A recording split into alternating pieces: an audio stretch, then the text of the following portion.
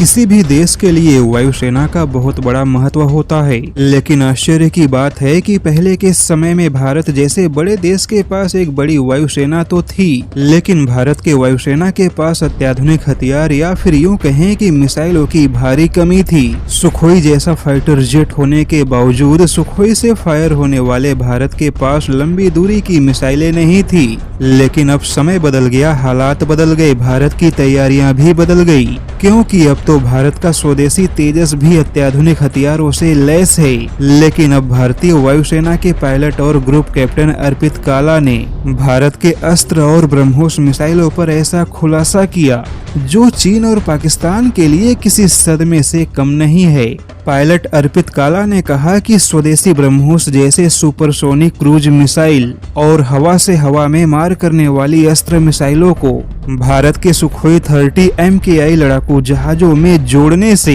भारत के Sukhoi 30 MKI लड़ाकू जहाजों की ताकत चीन के किसी भी लड़ाकू जहाजों से ज्यादा बढ़ गई। यहाँ तक कि पूरी दुनिया में जो भी देश मौजूदा समय में सुखोई 30 लड़ाकू जहाजों का इस्तेमाल करते हैं, उन सभी देशों के लड़ाकू जहाजों की तुलना में भारत का सुखोई 30 फाइटर जेट काफी ज्यादा ताकतवर बन चुका है। भारत का अस्त्र मिसाइल और ब्रह्मोस क्रूज मिसाइल ऐसा हथियार है जो किसी भी फाइटर जेट की ताकत को कई गुना बढ़ा देते हैं। अर्पित काला ने कहा कि भारत का सुखोई 30 MKI लड़ाकू जहाज कई मायनों में काफी एडवांस बन चुका है, क्योंकि अब भारत के लगभग सभी फाइटर जेट कहीं न कहीं सर्वोच्च और काफी उच्चतम टेक्नोलॉजी वाले मिसाइलों से लैस हैं। और जैसा कि फाइटर जेट चाहे जितना भी एडवांस हो, लेकिन अगर वह फाइटर जेट एडवांस मिसाइलों से लैस नहीं होगा तो फिर बिना मिसाइलों के कोई भी फाइटर जेट अपने मिशन को अंजाम नहीं दे सकता।